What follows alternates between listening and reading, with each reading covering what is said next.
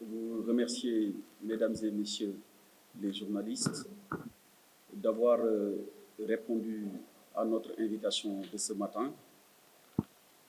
Mon collègue, M.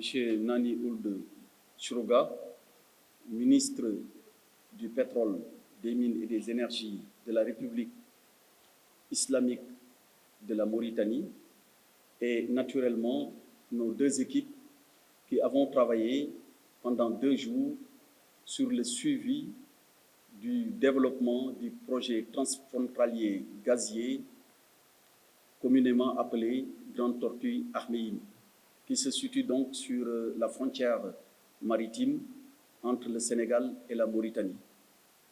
La réunion que nous avons tenue ce matin, mais aussi dans le prolongement de celle qui a déjà été organisée hier, donc les 18 et 19 janvier 2024, entre dans le cadre de ce suivi qui permet de mesurer l'évolution du projet, mais surtout d'en évaluer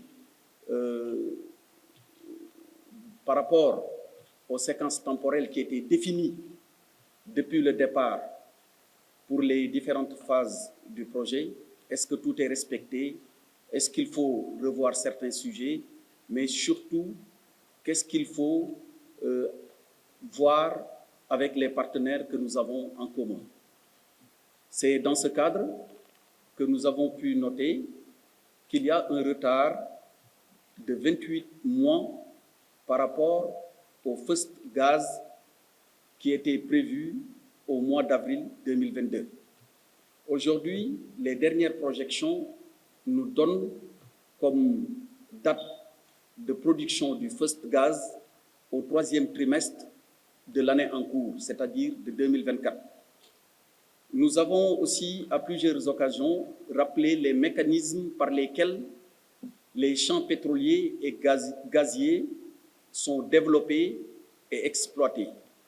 Il s'agit pour nos deux pays d'un mécanisme qui repose sur le partage de production après découverte déclarée commercialement exploitable. Dans ce cadre-là, effectivement, il y a toujours des coûts qui sont avancés, et pour notre cas, par l'opérateur. Mais ces coûts viendront en déduction des différentes recettes qui sont attendues. C'est pourquoi il est toujours aussi important de bien surveiller les coûts qui sont engagés dans le cadre du développement et de la production.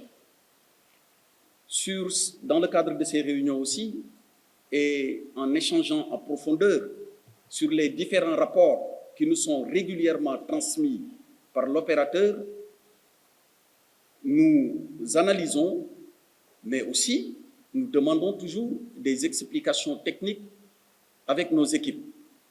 Et c'est dans ce cadre que les deux États ont décidé aussi d'engager l'audit des coûts pétroliers. Parce que le mécanisme, il est simple.